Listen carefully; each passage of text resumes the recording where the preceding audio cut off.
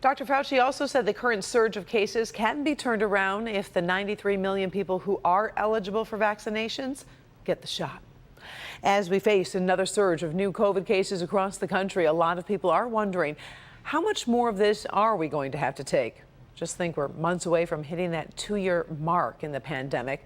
Our Paula Tutman talked with healthcare workers today who are being thrown into the thick of it yet again.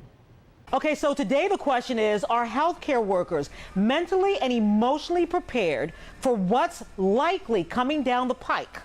It's very tough to see such good people get as sick as they are. We're taking you inside the ICU of a COVID patient at St. Joseph Mercy Hospital, Livingston, with Nurse Lisa. It is tiring, because we decontaminate like crazy, and then we gown up and then come in and then come out and decontaminate before we go to the next room so everybody stays safe. 71-year-old Pearl agreed to speak to us from her bed in this never-before-aired video because she wanted others to understand how serious the virus is. It leaves you, confused, really short of breath. I could hardly walk 5 feet without passing out. And my little grandson said, "Mama, please." I said, "Okay, I'll go for you." That's how sick you are. By the time you get in, it's too late for therapeutics. And here we are, taxing the hospital. No beds. ER is stacked up. And they're giving you IV steroids to keep you alive.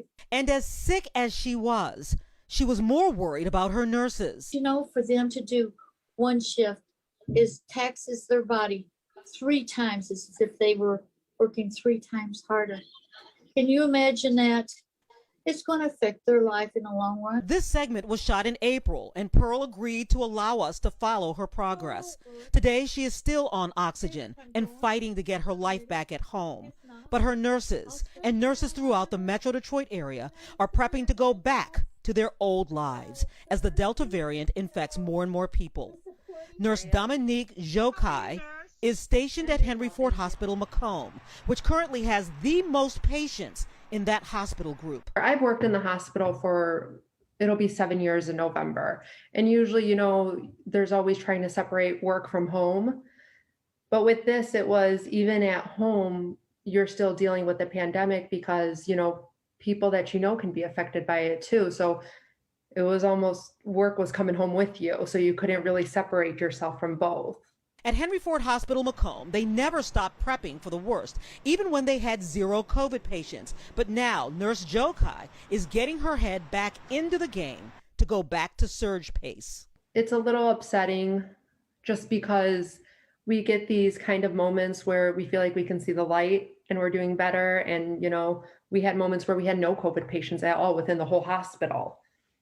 And then all of a sudden we're getting them back and the numbers are going up. Dr. Justin Strinsky has been running the COVID unit for Beaumont Royal Oak since day takes on patients and families and, yes, healthcare workers.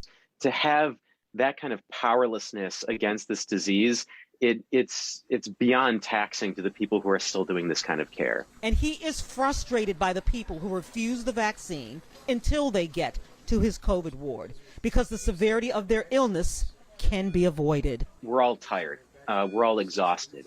And, if we do go into a surge in Michigan, at least, this is going to be the 4th surge that we've had. And a lot of people, rightfully so, are going to look at that and say, I can't do this again. The thing that we need is help from the community. And the way that help takes shape is vaccination. We need people to do their part, get vaccinated, because frankly, if people don't step up to control this in the community, there's not going to be all the providers on the hospital side to take care of them.